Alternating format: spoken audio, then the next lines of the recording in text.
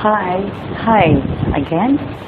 See you for my next presentation and lecture. I would like to know everybody, those who are watching me, that I done already the research. I done start from chapter 1, chapter 2, chapter 3, chapter 4, 5. And finally, I have my abstract already, as I mentioned to you, that if you will be making the abstract, you have to limit it within 150 words. You cannot make the abstract unless you did not finish your studies. Okay. Now, this is the one that I told you that the research is not yet totally done. We will be fixing it. By means of fixing, important is the table of contents. Okay? This table of contents is important. Why? If you will be scanning a research, which tomorrow I will going to show to you the example of a research being hardbound already. It should be, you could see and you could read the table of contents. As you could see here, you must follow the format and as well as the different letters, the different figures should be considered and should follow. Okay. That word table of contents, it should be at the centers and it should be bold letters, capital letters all. On this portion, the left portion, it should be the word chapter. In this chapter, it should be capital letters also and should be bold. At the center of that is the word description. Description, it should be bold. And pages on the right side, it should be bold. So, why they should be bold letters? Because we are trying to emphasize how important it is, the contents of that. The first that you could see here is title page. And as you could see, it is small letter I in the pages. Why small letter I in paging? Because this title page indicates the whole contents of your study. When I return back later on, I have to show to you everything being asked here, itemized, so that the future researchers could know what is the contents of your research.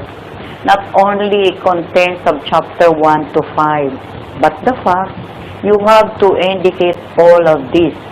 Okay? So as I said, the title page is no longer bold. It should be a normal way and it should be small letter I as the page. Because it is not normally the start of number 1. No, it's I. Then following next is the approval sheet. This approval sheet, it approves your research by the body of what? Say we are referring to the advisor. I myself could act as your advisor. It should be approved by me.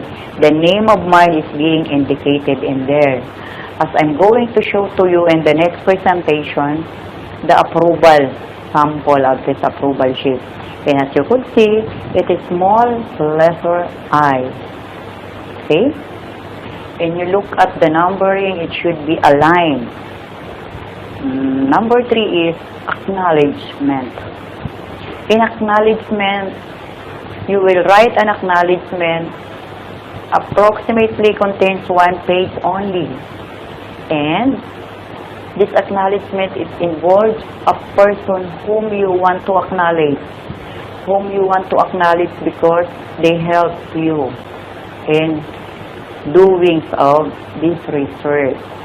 So you have to acknowledge whoever the person is, whoever the group of person, if ever, whoever is the school, whoever is the university, who in one way or another work for the success of your research. Okay? Now, the next is certification of originality. This means that your research is original. When you say about original, it's not copied. No one duplicates from it. It's yours. You are the original author of this, and your name will be put into it that you are the author of all. Okay? Yes. Abstract. This abstract is, as I mentioned, acknowledgement is number 3I, small I. The certification of originality is small I and small v. It could be small I, small v. Abstract is small v. These are the Arabic numbers, but it is being written in a research. The abstract is the one that I explained to you a while ago. After your chapter 1 to chapter 5, you make an abstract. You cannot make an abstract unless you did not finish your research first. Then followed by table of contents. The table of contents, this one that I am teaching you now, this is the arrangement that you have to consider. So these are the table of arrangement, or these are the table of contents that I am referring it to. The small letter V and one I. Number 2 is list of figures. After this, I will show to you the list of figures also. It is on a separate page, the list of figures.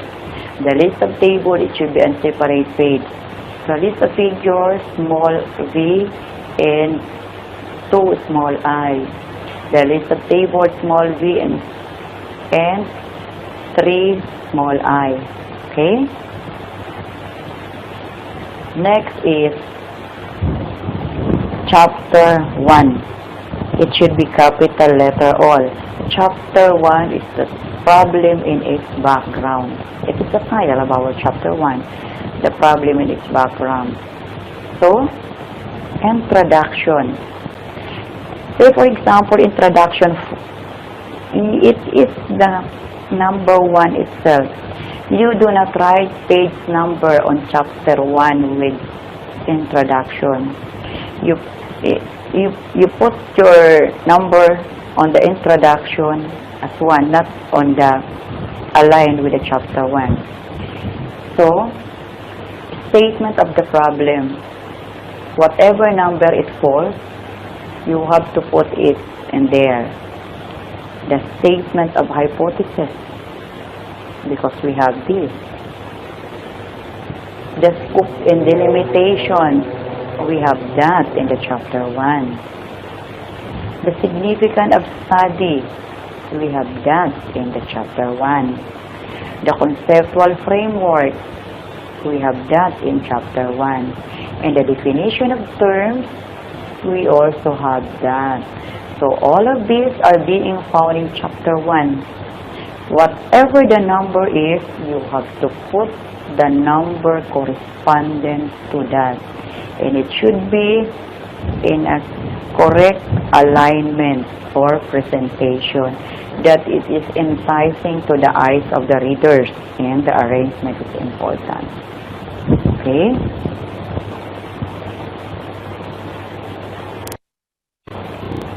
Okay, chapter 2 this time. As I mentioned about the chapter 2, chapter 2 is will be the review of related literature and studies. Bold letter. The review of related literature and studies in bold letters. And under that, of the centers is related literature. Related literature, conceptual literature, related studies, and the synthesis. Okay. In related literature, it is found in chapter 2, the one that I am explaining to you yesterday, a while ago. You are aware of the page where it could be found. It should be indicated also there. The one that I used to put here, 12, you have to base it from your studies also, or what page it will fall. The related literature, it covers the local and foreign literature. I will not put it here because it is understandable that related literature is under the local and foreign literature. Okay? Following next is the conceptual literature. In conceptual literature, it's also referring to the concept of the literature conducted. This is the relevant studies that I could say that has similar to your studies. As discussed in the earlier presentation, that this literature, it is the relevance of your studies. It should have the local and the foreign studies also. After the related studies, it follows after the related literatures, rather, it's the related studies. So in related studies, we have also the foreign and local. You always start with the foreign, then followed by the local. This foreign and local studies also important because you do not rely on the foreign studies also. You also rely on the local because it would vary if it is consistent or not. And we could rather see that in the foreign it is different and while in the local it's different. So we'll give due consideration to both of them. And after that, on the last part of the chapter 2, you have to give the synthesis. When you say about synthesis, you synthesize the whole chapter 2. It is being explained to you a while ago on what is the synthesis is all about. If you are probably cannot or confusing it to yourself, to your mind, you could go further or you could return back again to the studies that I explained to you, and they will, based from the one that I explained and being based from the writing, you could go further to it. So that is chapter 2. Okay? The chapter 3 this time. So in chapter 3, we have the research methodology. Capital letter research methodology, and it is bold letter. It should be in bold letter. Under that, the research design. The research design is being explained to you again. The research environment is also explained to you. The population and sampling is explained to you. The research instrument is also explained. The data gathering and procedures, and the treatment of the data is explained.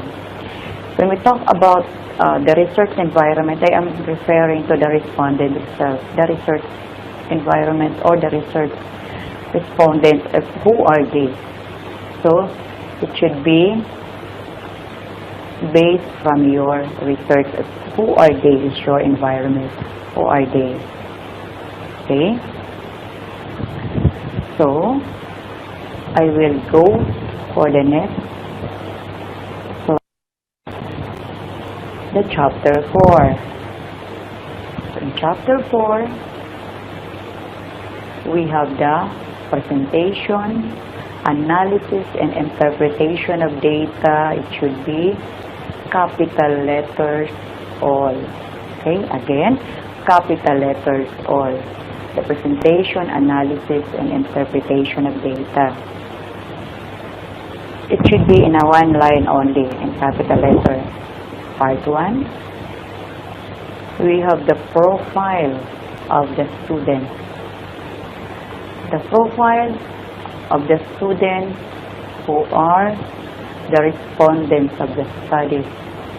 Number 2 is the level of student satisfaction of the UPSSD students, of the quality of services provided to them by the university. Okay? And on the chapter 5, again, it's bold. The summary, conclusions, and recommendations, it should be in bold letters. So, it starts with the summary. The summary that I explained to you a while ago. The conclusion I also explained to you a while ago. And the recommendation is being explained to you a while ago. Following next is the bibliography.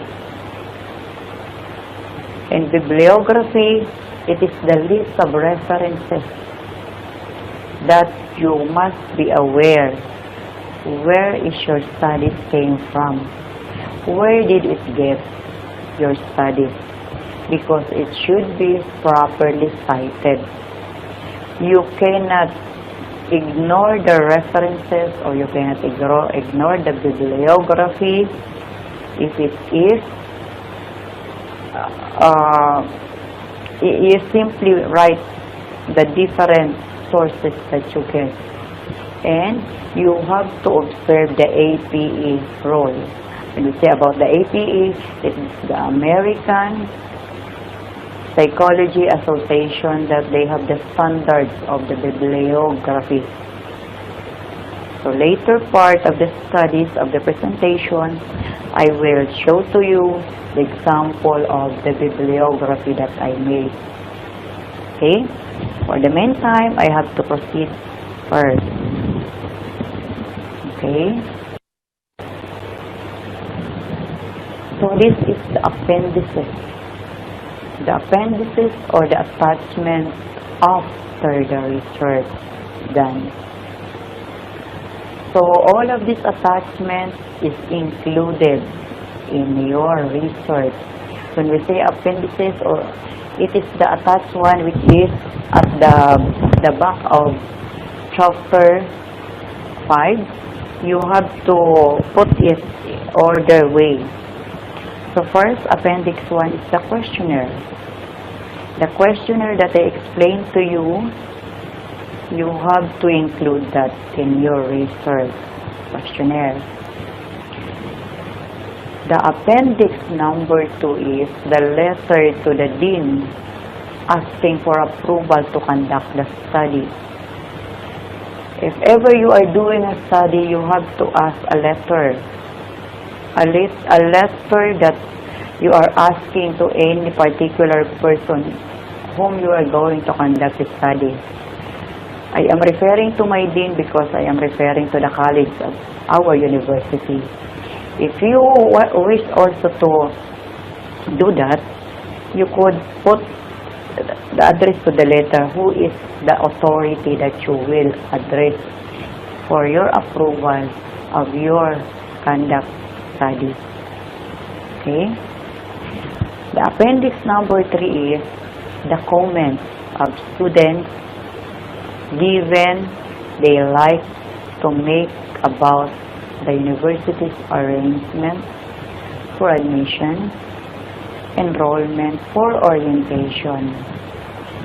It means do not neglect comments, because out of the comments we could make it a point that it enlighten our research. Do not simply like good comments. Bad comment is also creative one.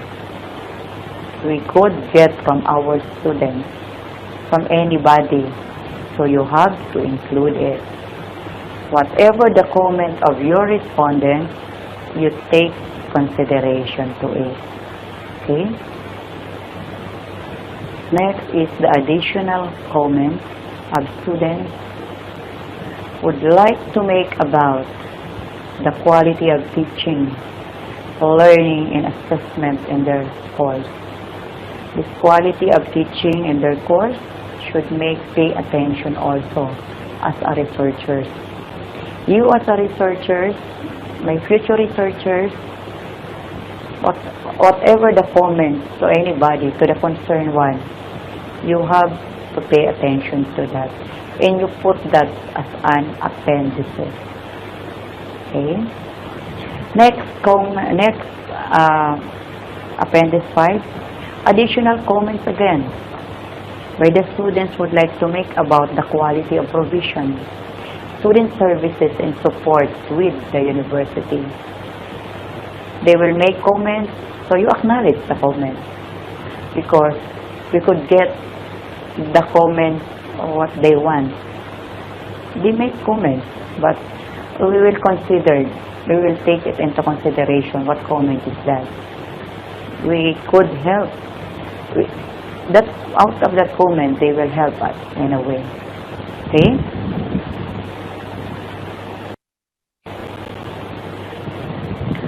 As another comment stated here, that appendix number 6, additional comments again, of students would like to make about the university on the quality of provision of the library services. Meaning, all comments of the areas of accreditation, you have to take into consideration, and you have to include that if they have comments. But if they do not have, you will not include any, because they do not have. So those who have only, you have to include that. Okay? This comment is different from the result of the studies, because the result of the studies, we only tabulated the numbers corresponding to that, what is their answer and what is this. So here, the comments that I made here is the personal comments of the students about the studies being conducted.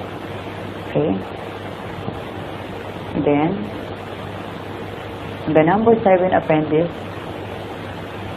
is this additional comments of students again would like to make about the university's quality of food services and canteen operation. I think all students have a comment, because some of them, they feel and they think that the food here is expensive, and yet it is an expensive one. You put comments onto it. All comments are all accepted. Okay? Then, on the number 8 appendix, additional comments of students would like to make about the university's quality of information technology services. They might make comments why the IT is slow connection, why the computer is sometimes there is a problem, there are viruses. So all of this, we must be open to all comments. If you could add other comments which is not included here, you may, because you have the right to put any comments or any suggestions as far as your study is concerned. As I said, future researchers, if you want to do that, you have to make it into consideration what is your title of study, and get ready of the problem or the statement of the problem. Following next is your questionnaires, because if you have these three, you can start your races and go in a long way. I hope you understand, and I am looking forward that you will be doing it smoothly and the best you can. Okay? So after the appendix 8, we have the letter to respondents to conduct study. Okay. Aside from the letter to your dean, we have also here the letter to respondents you want to conduct the study. Because if ever the respondents do not want you to conduct to them, you cannot go or proceed with that. So if ever you have to write a letter so that they will cooperate with you, they will consider your studies, and yet they are being approved. Whoever will approve to your doings or to your studies in the future. Next is the certification from English editor. Okay? After all you done with the report, you have to make it a point that you have to do it intact. When you say about intact, do not hardbound it. Do not. You intact that and give that to the English editor. Why? Because the English editor is the one responsible in editing your research. They will start from the cover to cover up to the last cover. Why the English editor are doing that? First and foremost, they will edit the grammar. The very important one is the grammar. You cannot book-bound it if ever it is a wrong grammar. So, the English editor will do it for you. Okay? The advisor's acceptance sheet. If the advisor accepts you as the reader advisor, you could go and proceed with the research. If ever I myself want to become your advisor, you have to make myself to sign on that. If I will sign that, we will have a communication together, and we will start doing the research. Okay? The title approval sheet. This title approval sheet important. Why? Who says that it is your title if it is not yet approved? I am not the only one who will approve that. The university, the involved of the research, I myself involved in the research, and some other panel would approve for the title. And it should defend for the title. You explain why you want the title. What is beneficial to that title? Why you want to conduct that study? You have to give a due reason for that. Because if it is not valid, it's not a good title. If it is your only one, you have to revise the title. I made it a point to you that before I tell you, not only one title, you make 3 titles. The 3 titles you have a choices, whichever the best, which even being approved. Because the moment that the advisor accepts your acceptance, the title will be approved also. Then after it is being approved, you could start doing the research by your own. Okay? I hope we will understand each other. And on the last of the pages before it will bookbind, the very important one is your curriculum vitae. Why important is the curriculum vitae? we could see if the author itself is capable of doing a research. In the next presentation of mine, I will let you see my curriculum vitae that I myself is capable of doing research because, first and foremost, the students offered the research methodology to all students in the College of Business Administration, those who are the third-year students. The third-year students, they cannot go for the next level, which is the feasibility study, unless you did not pass and take that methodology of research. And to let you know, the next level of the feasibility study, it is my subject also. I am also a professor and advisor of the feasibility study, that the student could not hide from that. Okay? So, the curriculum vitae. Okay? After that, I have to proceed with the next. I am done with the table of contents. So this time we will see the next.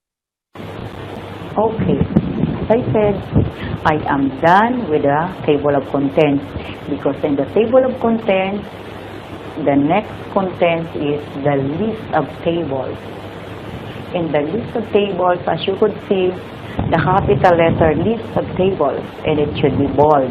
And the first side is the table, and the next is description and the page. Capital, no, not capital, bold later is the table, description is also bold, and the page is also bold. So the page 1, I'm sorry, table 1. When we say about table 1, it should be the contents of the table 1, the description is distribution of the College of Business Administration of the UPSC students according to the course they are enrolled, could be found in a certain page. So whatever the page is, you must be guided on your page. You are the one who will put the page. I am not. Because it's only the guide for you that I used to put a page. The table 2 is the distribution of the College of Business Administration of the UPSC students according to their gender or to their sex currently enrolled. So you could see also there. The table 3 is the distribution of the College of Business Administration according to their ethnicity. I am referring to the ethnicity. When you say about ethnicity, I explained that already in the previous presentation, that you must show it. So, we are only putting, we are itemizing what is the content. Then, on the table 4, the distribution of the College of the Business Administration of the UPSC according to the religion. As I said, the university is just a Catholic university and dominated by the Catholic students, but they are accepting other religion. So, you could see it in the table, the difference in the distribution, I could say. And the table 5 is the level of satisfaction. When we say about level of satisfaction of the College of Business Administration of the UPSC students on the quality of the services provided to them by the university in terms of admission, registration, and orientation, still needed this table. Okay? So, you do not make yourself be misguided, because the purpose of table is, it is your guide on how you will be going through it. Okay? After that, we will proceed with Table 6. In Table 6, we have the level of satisfaction of the UPS3 students on the quality of the services provided to them by university in terms of teaching, learning, and assessment. So, do not forget to write the page because you will be misguided if you do not have any pages at all. And the Table 7, the description of it is the level of satisfaction of the UPSC students on the quality of the services provided to them by the university in terms of student services. So, satisfaction of the student services design. There is also a guide which is the pages, of course. On Table 8, the level of satisfaction of the UPSC students on the quality of the services provided to them by the university in terms of library services. Again, for every table, it should be properly described. Description. What is being asked on the different tables should be sustained, whatever it is. On the Table 9, the level of satisfaction of the UPSC students on the quality of the services provided to them by the university in terms of canteen services. In this portion, you do not misguided by the pages. Again, as I am telling you this, you make your own pages, and every table should be described in the list of tables. Do not omit any table, because if you will omit that, your report is incomplete. Your research, rather, is incomplete. You get the due corresponding description in table as well, with the pages as well. Okay? I go on and as I will proceed. Okay? Here, on Table 8, on Table 10, as I should present. Again, the Table 10, description, the level of satisfaction of the UPSC students on the quality of the services provided to them by the university in terms of the publishing house. When we say, to repeat again, when we say about publishing house, it is the publishing house of the university, that they are responsible in publishing journals of the university, the publications, whatever in our university we have the so-called perpetualite. And this perpetualite, it is a series of newspapers that it is being circulated for every semester, the compilation or the composition of all doings, all activities done by the students, by the different colleges, by the participation of other professors, of other group of organizations. The sports, of course, they will put that intact or in one newspaper. It is being called as perpetualized, and it is being distributed to the students. All students who have that, not only to the students but even to the faculties, teaching and non-teaching, they could free to have and free to read whatever is the content. Because this publication, they have the set of organizations that they have the so-called editor-in-chief. Yes, I could say the editor-in-chief, it is included there. the assistant editor-in-chief, they have the publicist, they have the contributors, they have the typists, they have the artists. So all of this is in a one organization, and there is of course a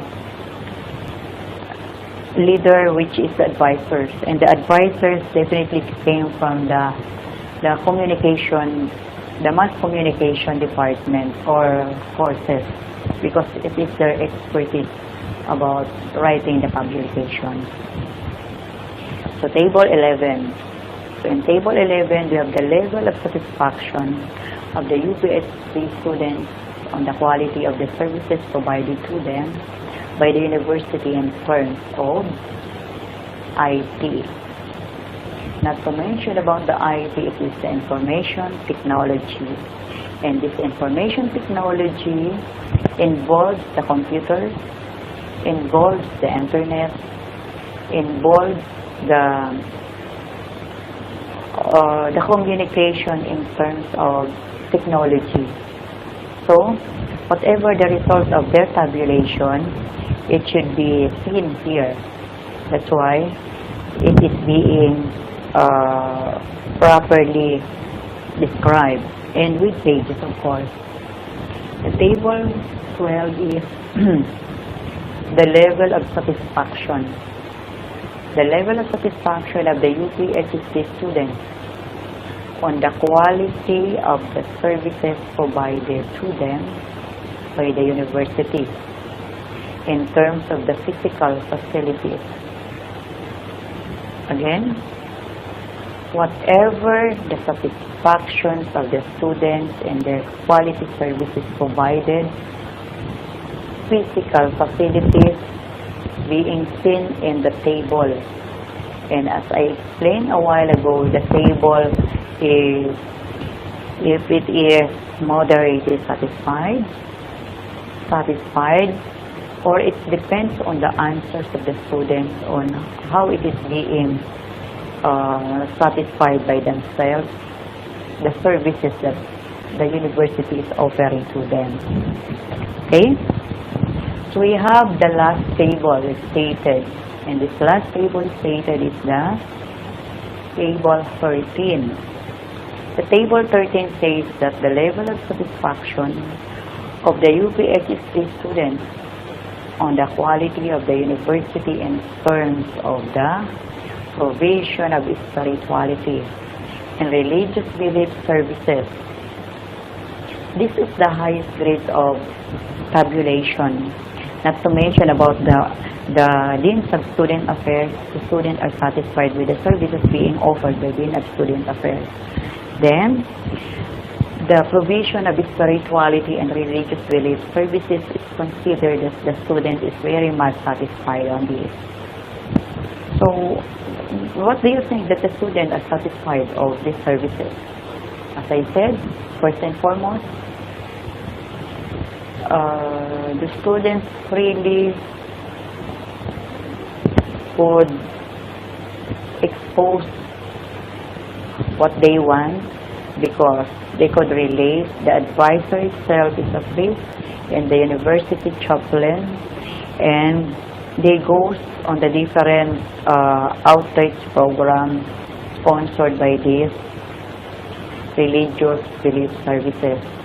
That's why the students want to be involved in this part. Okay, so in this matter, I finished already the list of tables. If ever you have a lot of tables to be presented, you declare all. You declare all the tables and the corresponding pages where it is being located. Do not omit any tables, because as the readers will go or will scan your research, if they found out that in your research there is a table 10, then when they scan it, they could not find table 10, they will be misguided. So whatever table being declared, you have to put it all there. Okay? As I continue with the last slide for the table of contents. Okay, as I mentioned, as important as it is, the only lone table for the list of figures. As you could see here, the list of figures, again bold, capital is at the center. The list of figures is bold also, the description is bold and page. Why I put description? I did not make it plural because it is only one figure. If you have two or more figures with you, you put it description. Okay? I will not put it descriptions because the reader will be misguided because he will be wondering, where are the other figures? Why it is being figures? So I could say it is one figure only, which is figure 1 is the research paradigm or the conceptual framework. It is only one, but it is important in the study because the research paradigm, the conceptual framework, it is the way on how it goes a long way of your research. You cannot go on with that unless you do not have this. They have a certain diagram of this figure that involves the, as I tell you, the dependent variable, the independent variable, and the intervening, which is the output. So, the input, the process, and the output. These are the list of figures. But I would rather say that I am done already with the list of figures, the table of contents, and the list of tables. So, you yourself as a future researchers, you would make it a point that do not make it in a hurry of making a table of contents because your research is not yet done. You done first after the last page of your chapter 5, and you do it in an itemized way. Do not do that as soon as possible. You could do a research as soon as possible, but do not make it a point that you will have yourself a table of contents on the spot. It is on the last part that I could say. So, again, I would rather say that we will be seeing again in my next presentation, but this time I will be telling you the attachment of what is included in the table of contents. I will be showing to you the example of that so that you will be guided accordingly.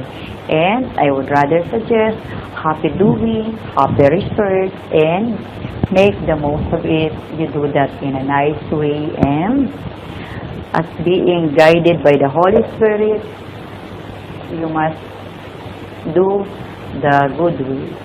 Okay? And then see you next time. Okay? Time. And see you next time, and stay for my next presentation.